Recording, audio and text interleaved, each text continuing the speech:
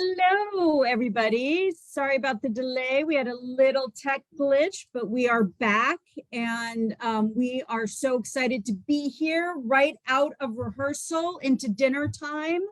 My name is Hallie Gordon. I am the Director of Artistic Development at KCRep, and we are about to open Ms. Holmes and Ms. Watson in apartment 2B. And we are lucky enough to have the three leading ladies with us this evening. Can you all introduce yourselves and what part you're playing? I'm Vaishnavi, I'm playing Holmes. I'm Vanessa, and I'm playing Irene, Miss Watson, Mrs. Drebber, and Mr. Drebber, and friends. I'm Kate Hamill. I am playing Joan Watson, and I also wrote this skit. Yes, you did. And I love, so one of the things that I just absolutely love about this play is the three of you and the female friendships and combativeness that these women have with each other. And so I thought it would be fun to just start and ask you all, before we get into the play, what kind of female relationships do you have first with each other in this new experience, and also with like your best buddy? Like, how is any of that mirrored? And anyone can answer that. I mean, so much of it is mirrored. Yeah. I mean, Vaishnavi actually is my best friend in life.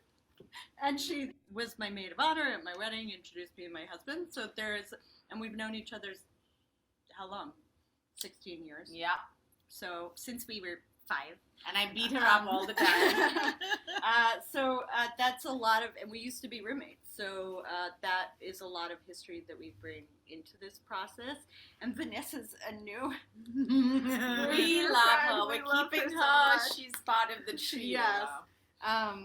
So she's the new, she makes it a triangle now.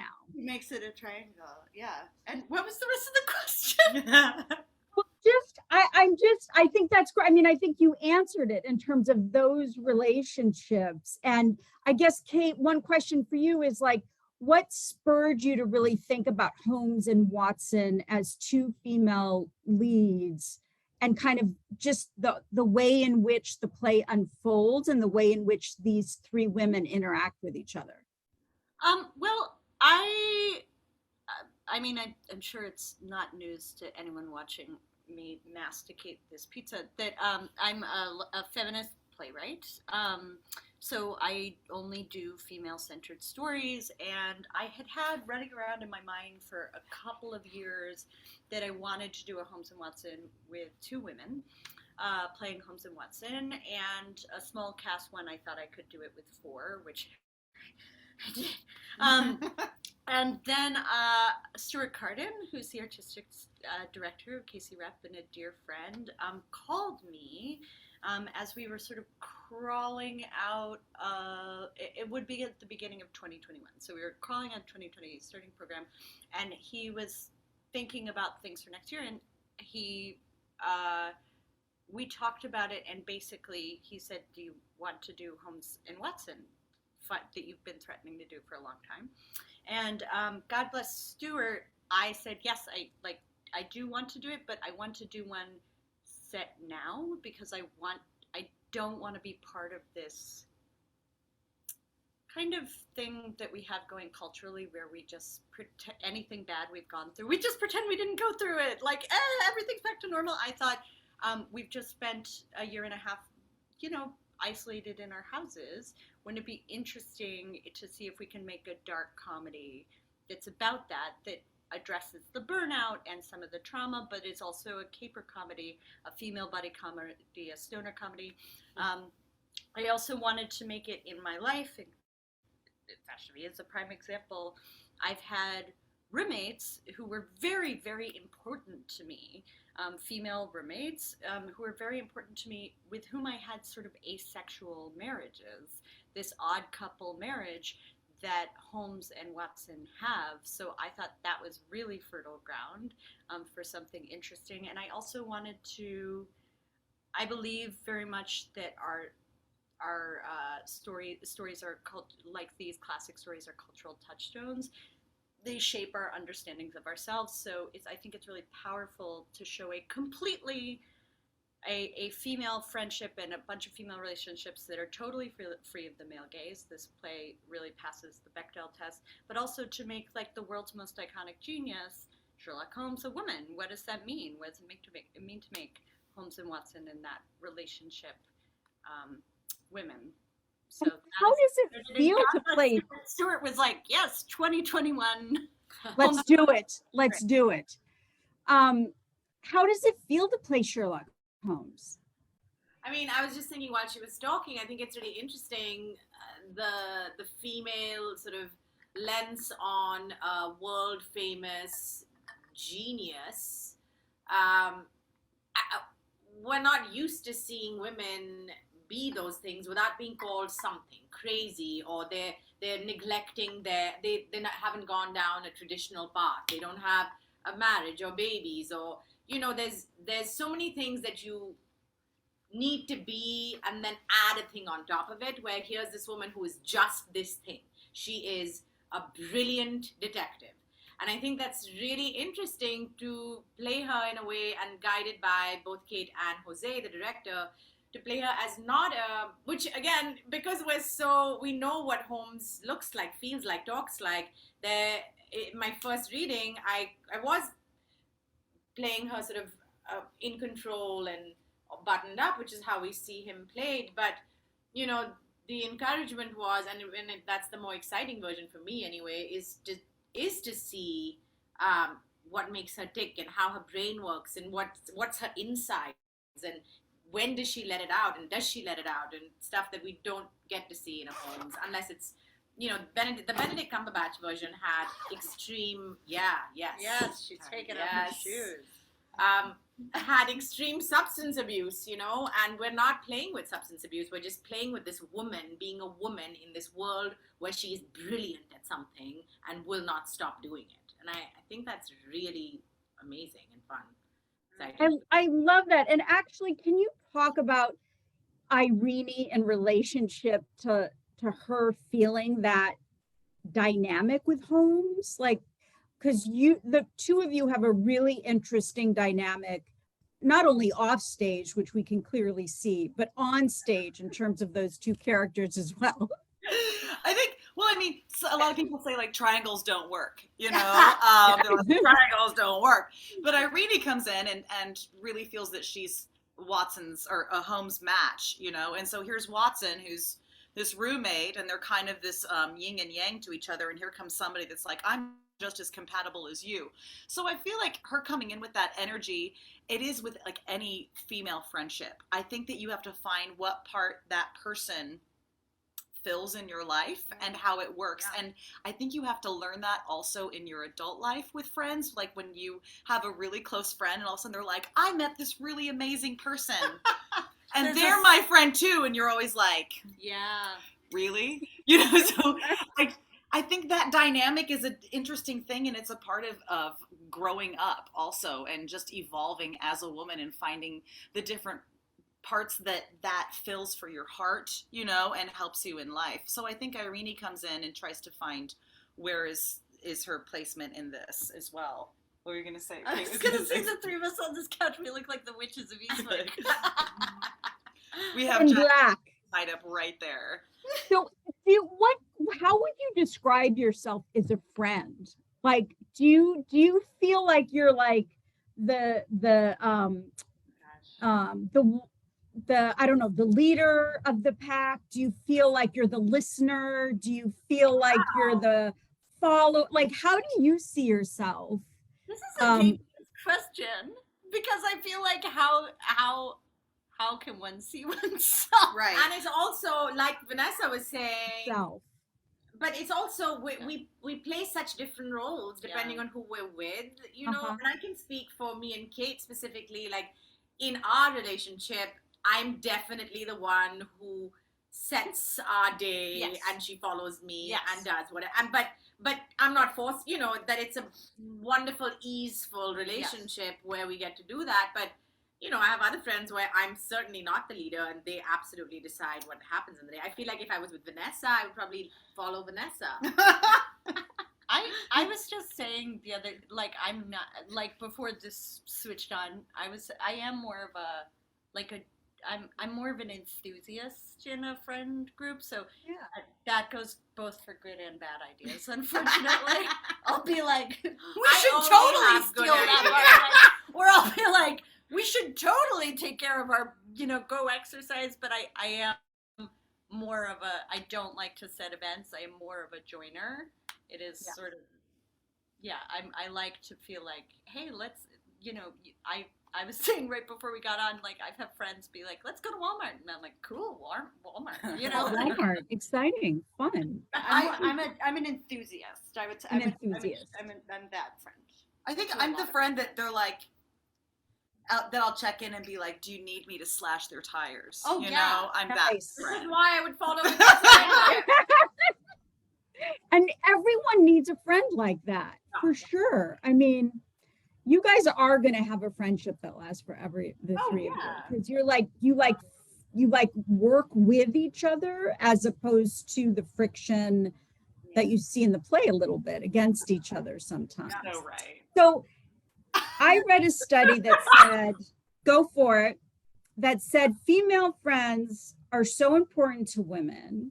And it's actually shown that some breakups between female friends can be more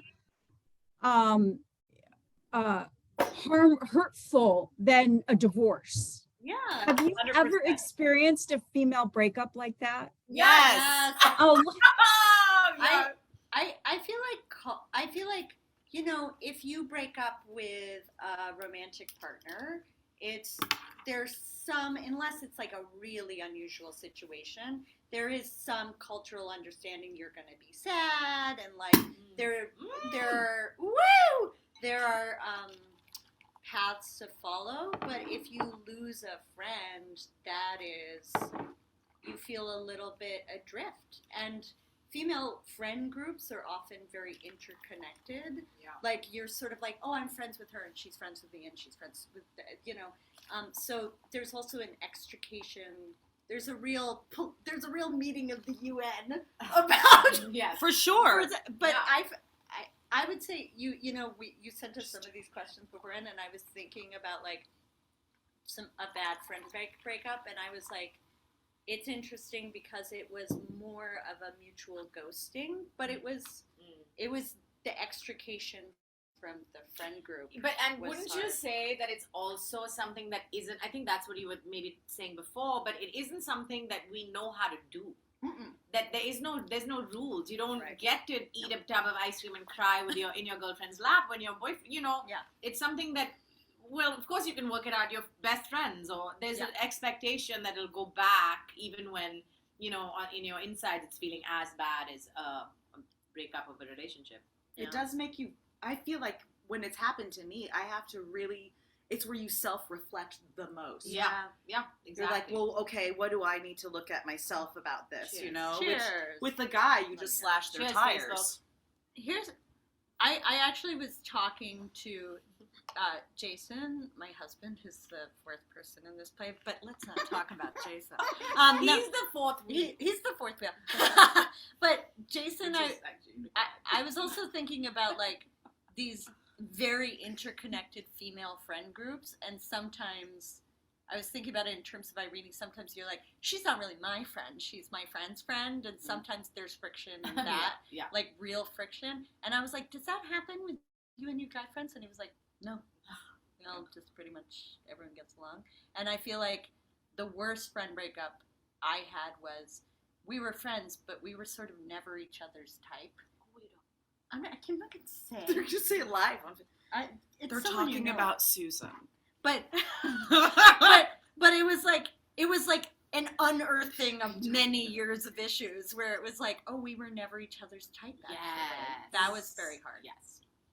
You know, it's interesting. And I think it's even more interesting with Facebook now because you get to see some of what your friends in the past are doing. Yeah. And I've noticed too, I'm like, wow, I I missed that that's who that person was, or I have changed to such a degree that today I would not be friends with that. But like, it's just so interesting that you actually now have insight into what the ghosting of friends may have, where they are in this moment. Do you have any friends on Facebook that you used to be really close to and now you're just kind of like peering into them a little bit here and there?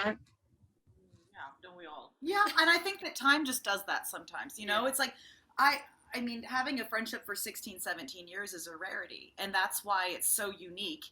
And I feel like there's those friendships that just fulfill that time in your life. Like, you've learned everything you can from each other, and so you move on. Yeah. But having friends in your older, in your wiser years, I think that's like the real thing that sticks, you know, instead of like friends that you had in your 20s. Okay, before we go to questions, favorite female buddy film? Bridesmaids. That's such a good one. Thelma and Louise. Oh yeah, such a good one. Classic. I'd say Bridesmaids too. There was one that I'd looked up actually, and it'll come to me. I'll say it out loud just randomly at some point, as soon as it pops in my head. Bridesmaids was excellent. Bridesmaids such a good example of triangle doesn't work, Right. Because she gets so threatened by Rose Byrne right away. But Yeah. I will say it's the pressure of a wedding that'll do that more than anything else, because they probably would have got along just fine if it wasn't for a wedding. Yeah. We've Right. seen that. Oh yeah. Yeah, that's such a well done movie. It's really all right. Questions. No one. Okay, first one is for you, Kate. What is it like working with your husband? A nightmare. No, imagine, it's wonderful. We've done many shows together. I think we've probably done 10, and Wow. we've done every possible configuration. Like, I've been in his plays, he's been in my plays, he's directed me, he's directed my plays, we've been in plays together. He's just a wonderful, dear, lovely person, and so talented, and like, it's so great to work with him apart from the marriage. No, it's great to work, and it also is, we just have a real common language, so it's nice, and he's just like a dream in a rehearsal room. He's just lovely and kind, and He really is. He's also really great with your play. I mean, he just knows how to maneuver it and be in it and make it alive in such a beautiful way. he is a secret weapon, and Yeah. like, I'm very Next grateful to question. have him, because he's a little bit hard. He's a hard book, actually. He turned down some stuff to do this, and I just am very grateful, because he's like a secret weapon. That Jason O'Connell. Okay, next question. And this is for all of you. What part of your character that you're playing in this are you most drawn to? I love that Holmes. I mean, there's so many things about Holmes, obviously, and I don't know that this is the most obvious thing about her personality, but there's something about this woman who, when she is at work and successfully at work, she doesn't need anyone or anything else. And there's something just like so refreshing and easy about that. Like, I relate to that when I'm not as an actor, but when I do other things that isn't acting, where I'm in the middle of a project and it is a lot of like brain work, and you can just get into it's almost like a zen, even though I should not describe it as zen at all, but it's that thing where your brain can just go, you're in this like track and you're just going on it, and you know exactly what you're doing, and nothing and no one else matters, and silence doesn't matter, and crowds don't matter, nothing matters, and it's such a amazing feeling, and I recognize it. That.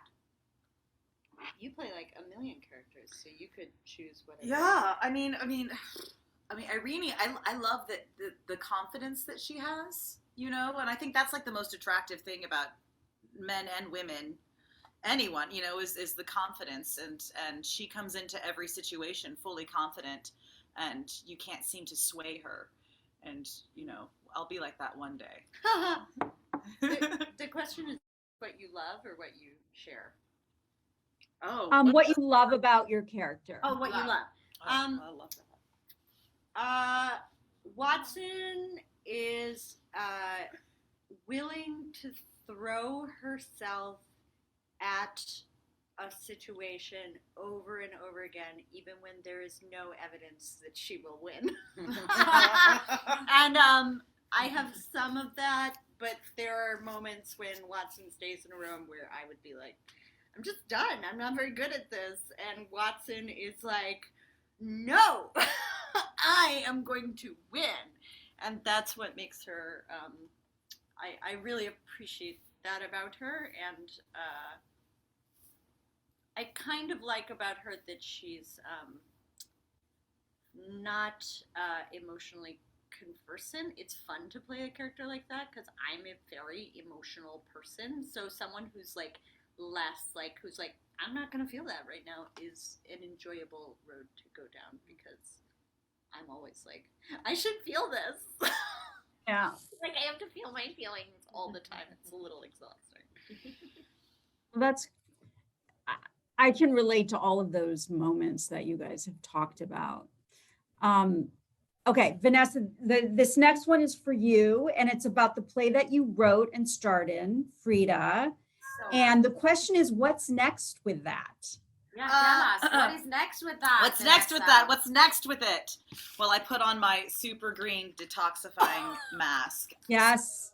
I'm gonna. Oh my God! It just squirted in my eye. But I shouldn't be afraid because it's kale and charcoal and cilantro. Doesn't burn at all.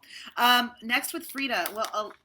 Well, so many people are interested in it, But I think what's happening right now is it's going to be at the Cincinnati Playhouse in the Park. Yeah!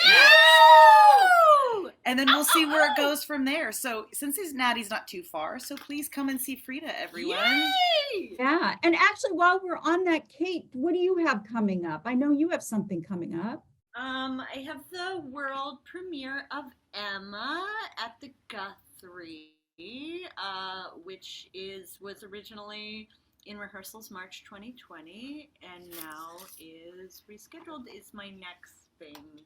After that, it is opening June. Oh no, it's opening in June. And Meredith McDonough is directing it, and she is wonderful. And I have some other stuff that I'm coming up that I'm totally for. Oh, and I have a new play called The Prostitute Play, which is going up at Signet Theater in October, and I'm forgetting things.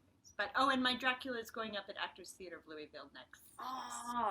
It is the new Dracula. Yes.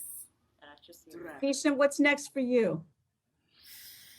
I go home, I put my child in my lap, I give her some cuddles and tell her how proud I am that she was so strong while her mother was away. And then smoke some weed and hang out in my garage and make Sorry, Facebook. Is that okay to say? No one has ever smoked weed on Facebook. Okay. I have a garage workshop in which I make art and sculptures, and I also design interior design homes and stuff. So it's on your Instagram. They can find it on your Instagram now. I want to see. Yeah.